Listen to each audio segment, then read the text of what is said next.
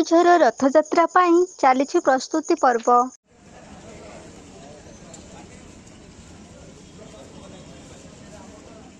ଆଉ କେଇଟା ଦିନର ଅପେକ୍ଷା ପରେ କେନ୍ଦୁଝରରେ ଗଡ଼ିବ ବିଶ୍ୱର ସର୍ବବୃହତ୍ ରଥ। ରଥ ଦାଣ୍ଡ ଅପେକ୍ଷା କରି ରହିଛି କେଉଁଦିନ ଜଗନ୍ନାଥ, ବଳଭଦ୍ର ଆଉ ସୁଭଦ୍ରା ରଥରେ ବସି ମାଉସୀ ଘରକୁ ଯିବେ। ଡାହୁକ ଡାକରେ କମ୍ପମାନ ହୋଇ ରଥଚକ ଗଡ଼ିଯିବ ବଡ଼ଦାଣ୍ଡ ଛାତି ଉପରେ। ଲକ୍ଷ ଲକ୍ଷ ଭକ୍ତଙ୍କ ଗହଳିରେ ରଥଦାଣ୍ଡ ଜନସମୁଦ୍ରରେ ଭରପୁର ହୋଇଯିବ। କେନ୍ଦୁଝରର ଐତିହାସିକ ରଥଯାତ୍ରା ପାଇଁ ସମସ୍ତେ ଅପେକ୍ଷାରତ। ଭକ୍ତଠାରୁ ଆରମ୍ଭ କରି ବ୍ୟବସାୟୀ ପର୍ଯ୍ୟନ୍ତ ସମସ୍ତେ ଚାହିଁ ରହିଛନ୍ତି ସେହି ଶୁଭ ଦିନକୁ।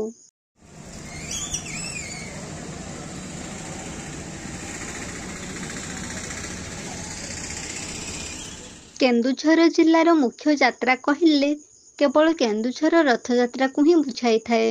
ଗାଁରୁ ସହର ପର୍ଯ୍ୟନ୍ତ ସମସ୍ତଙ୍କ ପାଇଁ କେନ୍ଦୁଝରର ରଥଯାତ୍ରା ଏକ ପ୍ରମୁଖ ଭୂମିକା ନେଇଥିବା ବେଳେ ରଥଯାତ୍ରା ଦିନ ସାରା କେନ୍ଦୁଝର ସହର ଚଳଚଞ୍ଚଳ ହୋଇଉଠେ। କେବଳ ଯେ ରଥଦାଣ୍ଡରେ ହିଁ ଭିଡ଼ ଜମିଥାଏ ତାହା ନୁହଁ, ସହରର ମଧ୍ୟରେ ଥିବା ପ୍ରମୁଖ ପର୍ଯ୍ୟଟନସ୍ଥଳୀ ହେଉ କି ସିନେମା ହଲ୍ ହେଉ କିମ୍ବା ଛୋଟ ବଡ଼ ମନ୍ଦିର ହେଉ, ସବୁଠାରେ ଜନଗହଳି ଦେଖିବାକୁ ମିଳିଥାଏ।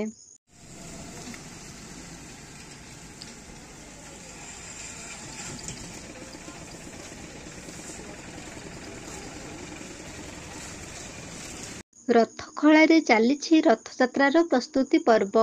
ସମସ୍ତେ ନିଜ ନିଜ କାର୍ଯ୍ୟରେ ବ୍ୟସ୍ତ ରହିଛନ୍ତି। ଆଉ କେଇଟା ଦିନର ଅପେକ୍ଷାରେ କେନ୍ଦୁଝରରେ ହେବ ରଥଯାତ୍ରାର ଭିଡ଼। ବର୍ଷକ ପରେ ଭାଇ ଭଉଣୀ ମିଶି ଯିବେ ମାଉସୀ ଘରକୁ ବୁଲିବା ପାଇଁ। ମାଉସୀ ମା ମନ୍ଦିର ମଧ୍ୟ ଚାହିଁ ବସିଛି ଜଗନ୍ନାଥ, ବଳଭଦ୍ର ଓ ସୁଭଦ୍ରାଙ୍କ ଆସିବା ପଥକୁ।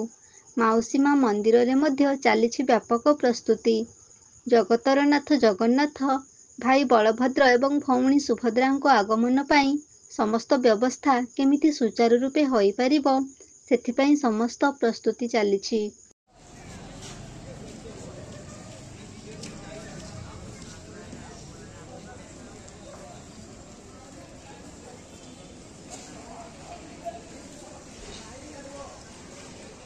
ବ୍ୟାପକ ପ୍ରସ୍ତୁତି ବ୍ୟବସ୍ଥା ସହିତ ପ୍ରଭୁଙ୍କ ରଥ କାର୍ଯ୍ୟକୁ ବଢ଼େଇମାନେ ନିଜ କାର୍ଯ୍ୟରେ ବ୍ୟସ୍ତ। ସୁନ୍ଦର ସାଜସଜ୍ଜା ସହିତ ଆକର୍ଷିତ କାରୁକାର୍ଯ୍ୟରେ ଶିଳ୍ପୀ ବ୍ୟସ୍ତ। ରଥଯାତ୍ରାରେ ଯେମିତି କୌଣସି ଅଘଟଣ ନ ଘଟେ ଏବଂ ପ୍ରତ୍ୟେକ ଭକ୍ତ ଯେମିତି ସୁବିଧାରେ ଦର୍ଶନ କରି ପ୍ରଭୁଙ୍କ ରଥକୁ ଟାଣିବେ, ସେଥିପାଇଁ ପ୍ରଶାସନ ତରଫରୁ ସୁବ୍ୟବସ୍ଥା କରାଯାଇଛି। ଭକ୍ତ ଏବଂ ଯାତ୍ରାପ୍ରେମୀଙ୍କ ସୁବିଧା ପାଇଁ ସମସ୍ତ ସୁବିଧା କରାଯାଇଥିବା ବେଳେ ପାଣିପାଗର ଭୟ ଯାତ୍ରାପ୍ରେମୀଙ୍କୁ ନିରୁତ୍ସାହିତ କରିଦେଉଛି।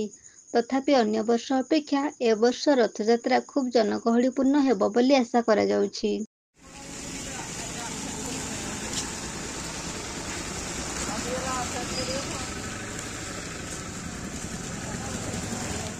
କେନ୍ଦୁଝରରୁ ବାସୁଦେବ ସିଂଙ୍କ ସହିତ ଦେବାନନ୍ଦ ମହାନ୍ତଙ୍କ ରିପୋର୍ଟ, এবি ନ୍ୟୁଜ୍।